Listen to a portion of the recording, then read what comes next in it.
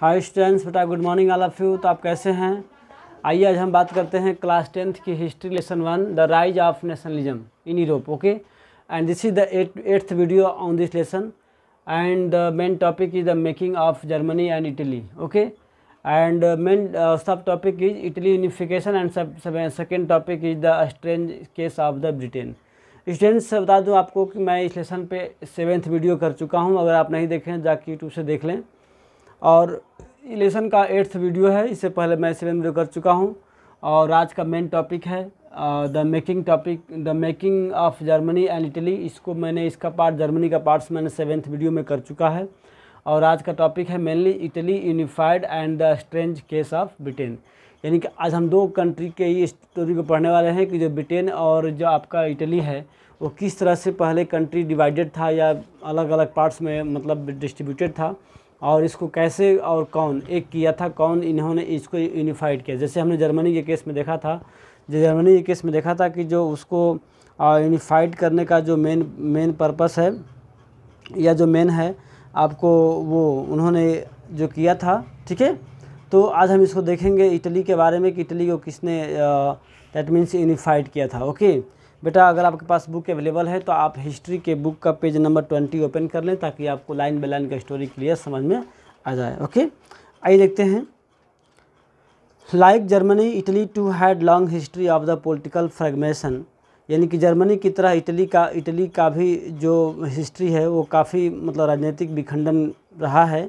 Italians were scattered over several dynastic state as well as the multinational Habsburg empire. यानी कि Italy भी जो है कई छोटे छोटे स्मॉल डायनेस्टी यानी कि राजवंशों में बटा हुआ था और इसका कई मतलब मल्टीनेशनल हैब्सबर्ग एम्पायर के साम्राज्यों में बटा हुआ था। During the middle of the 19th century Italy was divided into 7 states. देखिए इटली भी क्या था, लगभग 7 स्टेट 18th सेंचुरी में। ओके, 19th सेंचुरी में जो है आप नियर अबाउट 1850-60 के आसपास जो है इटली जो है आपको स्मॉल 7 पार्ट्स में डिवाइडेड था। ओके, अगर आप मैप में देखने का प्रयास करेंगे तो आप ये देख सकते हैं कि मैप में किस तरह से ये जो मैप आपको देख रहे हैं ये मैप आपका इटली का है। इटली किस तरह से अलग अलग पार्ट्स में डिवाइडेड था आप ये देख सकते हैं। मिडिल 19th सेंचुरी के आसपास का ये मैप बनाया हुआ है। ठीक है, लेकिन अब ये देखिएगा मैप में इटली का तो ये पूरा जो अलग अलग पार्ट्स डिवाइडेड है वो एक हो गया है। ठीक है, तो ये 7 पार्ट्स में डिवाइडेड, 7 स्टेट में डिवाइडेड था। Of which one of the Sardinia pediment, उसमें से एक सार्डिनिया पेडिमेंट जो था वो was ruled by the Italian princely houses. और इसमें से केवल 7 में से केवल एक ही पार्ट जो था वो आपको सार्डिनिया पेडिमेंट जो है कि केवल इटालियन यानी कि इटालियन प्रिंसली हाउसेस यानी कि प्रिंस राजा द्वारा जो है रूल हुआ करता था। बाकी जो है अदर एरिया जो है रूल हुआ करता था। And the southern regions were under the dominion of the Bourbon kings of Spain. और जो इसका साउथर्न पार्ट्स था वो आपको बर्बन राजाओं द्वारा रूल हुआ करता था। Even the Italian language had not acquired one common form and still had the many regionals and local variations. यानी कि यहाँ पर कोई ऐसा एक लैंग्वेज नहीं था जो सभी जगह बोला जाए। इसमें काफ़ी मात्रा में क्षेत्रीय और लोकल जो है वेरिएशन था, लोकल जो है डिफरेंस था। ओके, अब देखते हैं आगे बात जो है।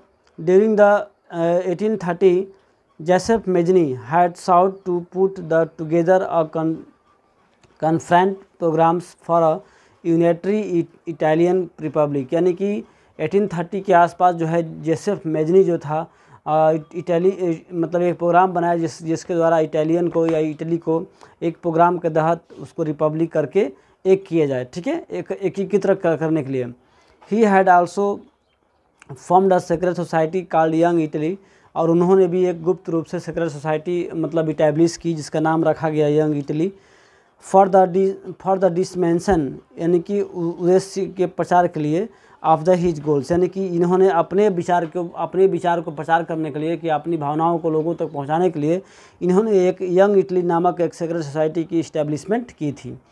The failure of revolutionary uprising both in 1830 and 1848 meant that the Mantel now felt the Sardinia pediment under its ruler king Victor Emmanuel second to unify the Italian state through the wars. यानी कि जो यहाँ पर दो revolutions हुए थे 1831 और 1848 के आसपास, तो इसके जो फेल होने की वजह से जो सेरेनियापिडिमेंट के जो किंग थे वो यूनिफाइड करने को यानी कि वार के थ्रू, यानी कि अब युद्ध के द्वारा इसको यूनिफाइड करने का जो विचार था उसको वो छोड़ चुके थे। In the eyes of the ruling elite of this region unified Italy forced them to possibility of economic development and the political dominance. यानी कि अब इन्होंने ये बनाया था कि रूलिंग जो इलाइट है, रूलिंग जो एरिया है, अब उसको एक करने के लिए यहाँ पर जो है उसको पॉसिबल समझ में आ रहा है कि इकोनॉमिक डेवलपमेंट करके या पॉलिटिकल डेवलपमेंट करके ही हम इटली को यूनिफाइड कर सकते हैं। ओके, नेक्स्ट लेते हैं द चीफ मिनिस्टर केवोर। यानी कि वहाँ का चीफ मिनिस्टर जो थे वो केवोर थे सेरेनियापिडिमेंट के। Who lead the movement to unify the regions, यानी कि अलग अलग रीजन्स को यूनिफाई करने के लिए उन्होंने एक मूवमेंट चलाया। Of Italy was neither a revolutionary nor a Democrat. यानी कि जो इटालियंस जो थे वो आपको रिवोल्यूशनरी विचार के भी मतलब फॉलो नहीं करते थे और न ही डेमोक्रेटिक विचार को ही फॉलो करते थे। Like many others wealthy and educated members of Italian elite he spoke French much better than he did Italian. यानी कि जो कावोर थे वहाँ के जो सीएम मतलब चीफ मिनिस्टर थे वो आपको अधिक जैसे वहाँ के जो वेल्दियर पर्सन थे या एजुकेटेड पर्सन थे उसी की तरह उन्होंने ज़्यादा फ्रेंच जो है अच्छे से बोल पाते थे या बोल लेते थे इटालियन के अलावा। यानी कि इटालियन से जितना इटालियन लैंग्वेज को वो अच्छा से बोल पाते थे उससे अधिक वो फ्रेंच को भी यूज करते थे। थ्रू अ टाइटफुल यानी कि चतुर कह सकते हैं, चालाकी से diplomatic alliance of the French engineered by the Cavour Sardinia Piedmont succeeded in defeating the Austrian forces in 1851। यानी कि चालाकी से एक तरह से कहते हैं एलियंस किया वो आपको सेरेनियापिडिमेंट के साथ और उसको ऑस्ट्रियन फोर्सेस को हराया और जो ऑस्ट्रियन के कब्जे में था इटली का पार्ट्स उसको वो वापस ले लिया, मतलब मिला लिया इटली के अंदर ऑस्ट्रिया को कब 1859 में। Apart from the regular troops, यानी कि इस तरह की जो है ट्रूप्स जो है रेगुलर होते रहा, कंटिन्यू चलते रहा वार वगैरह, और large number of armed volunteers under the leadership of the Giuseppe Garibaldi joint a fray. यानी कि इसके कंटिन्यू रहा ये इस प्रकार की एक्टिविटी जो है मतलब वार जो है, और उसमें बहुत सारे अधिक संख्या में आर्म्ड वॉलंटियर के हेल्प से जो गैरीबाल्डी के नेतृत्व में इसको ये किया गया। इन 1860 they marched into South Italy and the kingdom of the two Selis and succeed in winning the support of the local peasants in order to drive out of the Spanish rulers। यानी कि अब इसके बाद क्या हुआ, जो उन्होंने Silesia को सक्सेस होने के बाद जो लेने के बाद अब वहाँ के जो लोकल पेजेंट थे उनका सपोर्ट लेने के लिए उन्होंने स्पेनिश रूलर्स को भी इसमें अब मतलब शामिल किया।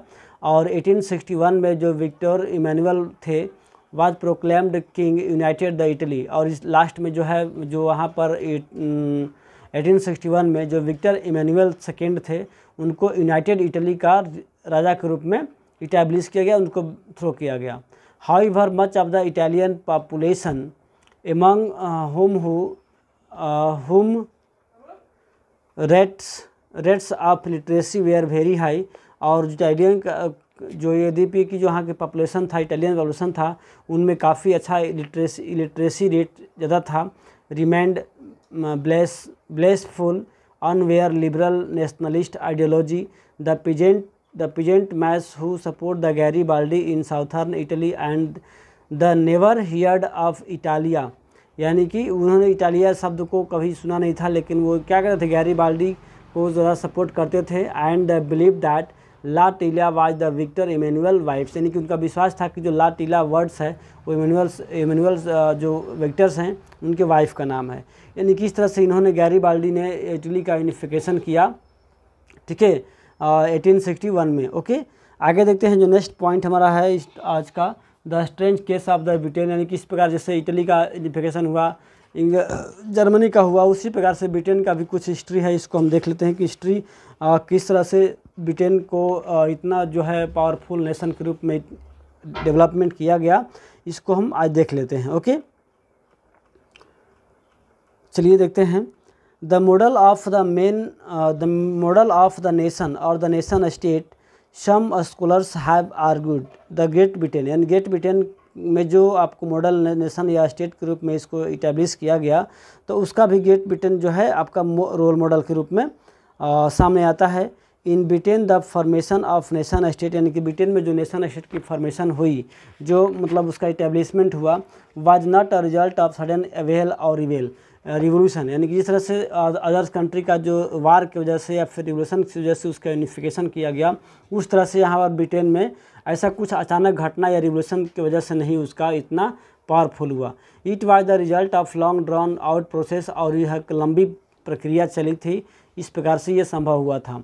There was no Britain nation prior the 18th century, यानी कि अगर आप 18th सेंचुरी की मैप को देखेंगे तो जिस तरह से आज ब्रिटेन का मैप नक्शे पे आता है, मैप आता है, उस तरह से कोई मैप वहाँ पर नहीं था। The primary identities of the people who inhabited the British Isles were ethnic ones, यानी कि सर जो प्राइमरी इनकी पहचान जो थी पहले जो है इनका अपने निवास स्थान से था, जो एथनिक वंश थे, यानी कि कई जातियों में विभाग मतलब डिवाइडेड था, such as English, Welsh, Scot and Irish, यानी कि इन 4 प्रकार के जो है विभिन्न एथनिक ग्रुप में डिवाइडेड थे। But all of these ethnic groups had their own cultural and political traditions, और जितने भी प्रकार के ये 4 ग्रुप्स थे इसमें सबका अपना अपना अलग अलग जातीय ग्रुप था, अलग अलग कल्चर रीति रिवाज था, और अलग अलग राजनीतिक या पॉलिटिकल ट्रेडिशन भी था। But as the English nation steadily grew in the wealth, importance and power, it was able to extend its influence over the other nations of the island, यानी कि जो ये हालांकि 4 भागों में डिवाइडेड थे, अलग अलग इसका कल्चर था, पॉलिटिकल ये था, लेकिन सबका एक अपना था कि भाई चलो सब लोग अपना वेल्थ को ग्रीव करो और पावर को पावर या इम्पोर्टेंस को बढ़ावा के लिए सभी लोग जो है वो मतलब इच्छुक थे। The English Parliament, which has seized power from the monarchy in 1688 at the end of the protracted conflict, was the instrument through which the nation state, with England at its center, came to be forget, यानी कि इस तरह से जो English parliament में जो power को size किया गया मोनार्कियल सिस्टम को इंड करके, समाप्त करके, तो वहाँ जो इंस्ट्रूमेंट थे या फिर अलग अलग जो नेशन स्टेट को फॉर्मेशन करने के लिए तो एक तरह से इंग्लैंड को एक सेंटर में ला करके उसको ये किया गया, और वहाँ पर लास्टली 1707 में एक्ट ऑफ यूनियन जो है इस्टेब्लिश किया गया। ठीक है, between English and Scotland that resulted in the formation of United kingdom या यूके, जिसको हम ग्रेट ब्रिटेन कहते हैं। तो ग्रेट ब्रिटेन का जो है आपको एक्ट ऑफ यूनियन के तहत जो है एक नई कह सकते हैं एक बड़ी यूके की जो है इस्टेब्लिशमेंट की गई, and in effect that England was able to impose the influence of on Scotland, यानी कि इस यूनियन ऑफ एक्ट से या 2 कंट्रियों को मिल जाने से जो है स्कॉटलैंड पे अपना प्रभाव जो है जमाने में इनको हेल्प मिला। The British parliament was henceforth dominated by its English members, और इस प्रकार इंग्लिश मेंबर को यहाँ पर ज़्यादा है उसको पावर दे दिया गया। The growth of British identity meant the Scotland's distinctive culture and political institutions were systematically suppressed, यानी कि एक होता है ना कि दबाव के मारपीट करके अब वार से इसको किया ना, लेकिन यहाँ पर एक सिस्टमैटिक ढंग से पॉलिटिकल दबाव दिया गया, और द कैथोलिक क्लैंस जो कैथोलिक वंश के लोग थे that inhabited Scottish Highlands suffered terrible repression whenever they attempt to assert their independence, यानी कि जो ये स्कॉटलैंड या कैथोलिक क्लैंस के लोग थे जो स्कॉटलैंड के हाईलैंड से सफ़र करते थे, उन्हें भी क्या किया गया, सप्रेस किया गया, और उन्हें मतलब उनका जो इंडिपेंडेंस है वो समाप्त कर दिया गया। The Scottish Highlanders were forbidden to speak their Gaelic language or wear to the national dress, and large number were forcibly driven out of their or their homeland, यानी कि उन्हें भी क्या किया गया, फोर्सेबली यानी कि ज़बरदस्त ये किया, जबरन किया गया उनके मतलब ड्रेस को या फिर लैंग्वेज को छोड़ देने के लिए।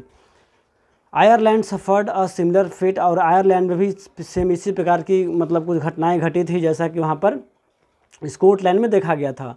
It was a country deeply divided between the Scottish Catholics and the Protestant, यानी कि जो आयरलैंड है वहाँ पर भी जो है दो प्रकार के या दो ग्रुप के लोग रहते थे, Catholic and Protestant.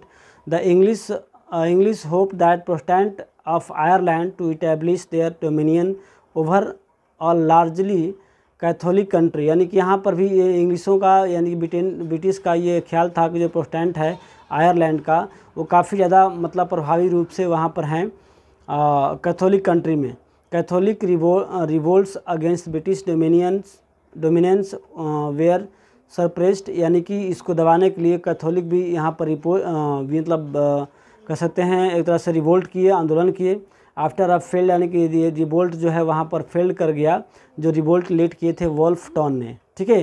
And his unified Irish man 17, एक आदमी वहाँ का एक व्यक्ति था यूनाइटेड स्टेट्स का आयरिश मैन का जिसका नाम है वोल्फ टॉन, उन्होंने भी एक रिवोल्ट किया था 1798 में। Okay, Ireland was forcibly incorporated into the United Kingdom in 1801, और 1801 में लास्टली आयरलैंड को भी आपको इसी यूनाइटेड किंगडम में शामिल कर लिया गया, मिला लिया गया।